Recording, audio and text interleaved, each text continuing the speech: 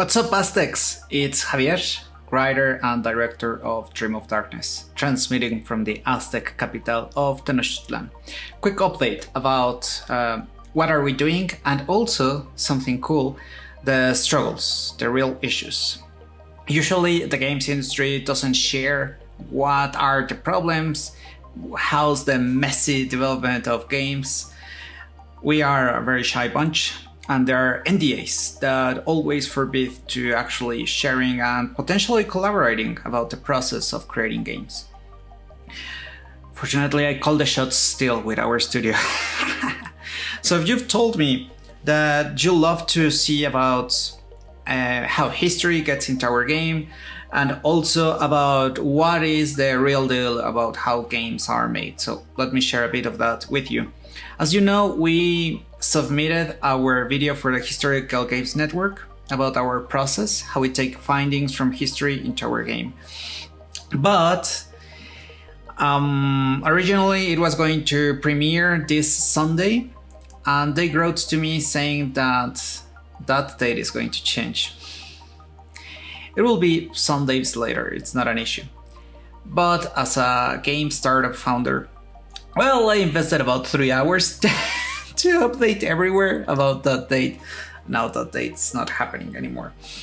It also relates to our teammate who is in charge of our newsletter and social media.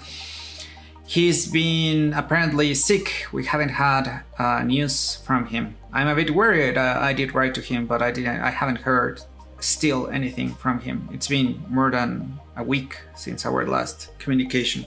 I hope he's fine, really. I have to keep insisting. But meanwhile, well, I am trying to do my work and also to update our community. Another big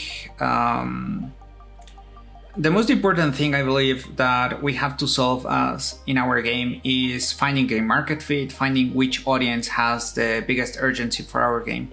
There are different audiences who may be interested, and that is our first hypothesis were story-driven players, but apparently while they're big enough, they are not early adopters. They apparently do not buy story-driven games for PC that are in development. Maybe we need more research into this. So we have identified more urgency from the cosmic horror players. They have even said that they don't care about graphics that much. It's all the rest that they are interested.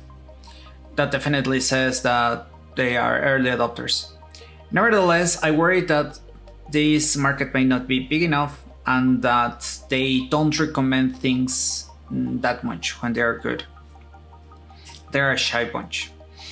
Why do we need it to be somewhat big?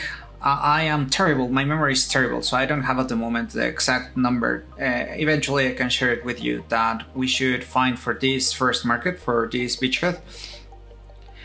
But we need it to be somewhat big enough so that if we dominate it, we can with confidence tell investors, hey, we will build this game because people fortunately are interested in our history and cosmic horror mix.